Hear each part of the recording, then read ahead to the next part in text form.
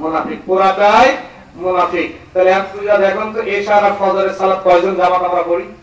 হ্যাঁ, আমার এক ওস্তাদ তাবলীগ জামাত করতো, এই দারুস সালাম আলিয়া মানসিক কামিল যখন ক্লাস করতাম তখন মেহেদি দিয়ে থাকতো দাড়িতে।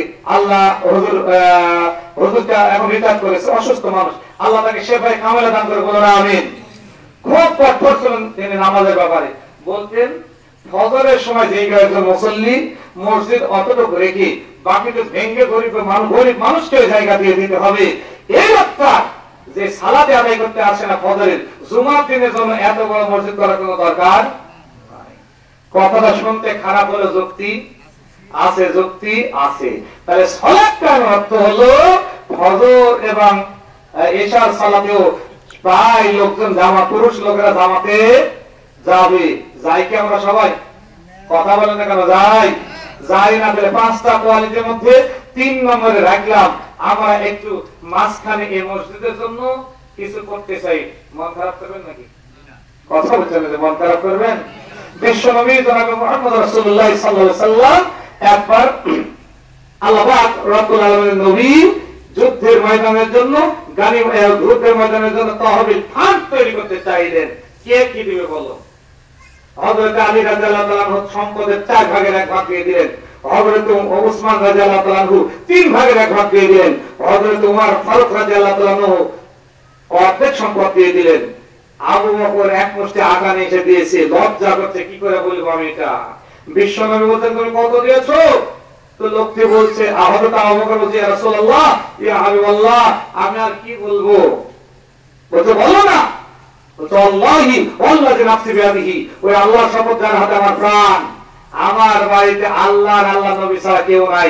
যা ছিল এক মুষ্টি আটা ছিল, তাও আমি এসে দিয়ে দিলাম। আমার বাড়িতে দেওয়ার মতো আর কিছু।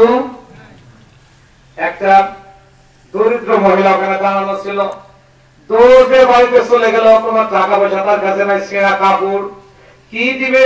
দেওয়ার মতো কিছু নাই। একবার ঘরের মধ্যে ঢুকে একবার বাহিরে যায়। এমনি করতে করতে 10-15 বার ঘরের মধ্যে বাহিরে যেতে যেতে মনের মধ্যে স্ত্রী করলো আল্লাহ, নাই বলতে তো কোনো কিছুই নাই।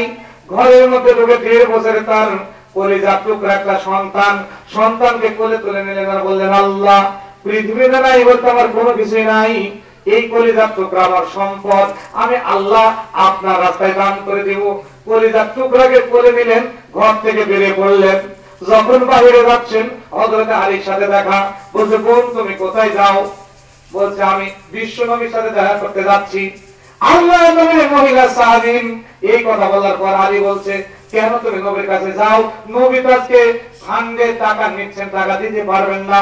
মহিলা বলছে আল্লাহ নবীর সাহাবী, আমি তো নেওয়ার জন্য যাচ্ছি না, দেওয়ার জন্য যাচ্ছি। দেখা হলো হযরত ওসমান গনির সাথে। ওসমান গনি বলছে বোন কোথায় যাও? বলে নবীর কাছে যাচ্ছি। একই কথা বললো, কি কারণে যাচ্ছ? বলে আমি তো নেওয়ার জন্য যাচ্ছি না, দেওয়ার জন্য যাচ্ছি। উমারের সাথে দেখা হলো। উমার ফারুক বলছে বোন কোথায় যাও? আমি বিশ্ব নবীর কাছে যাচ্ছি। কি জন্য যাচ্ছ? বলে আমি দেওয়ার জন্য যাচ্ছি, নেওয়ার জন্য যাচ্ছি না। আবু বকরের সাথে দেখা হলো, একই প্রশ্ন, বোন কোথায় যাও? বিশ্ব নবীর কাছে যাচ্ছি। আবু বকর বললেন বোন রে, আল্লাহর নবী তোমাকে কিছু দিতে পারবে না, তুমি গরিব সাহাবী, কেন তুমি যাচ্ছ? মহিলাকে বলছেন ও আল্লাহর নবীর সাহাবী আবু বকর, আমি তো নেওয়ার জন্য যাচ্ছি না, দেওয়ার জন্য যাচ্ছি।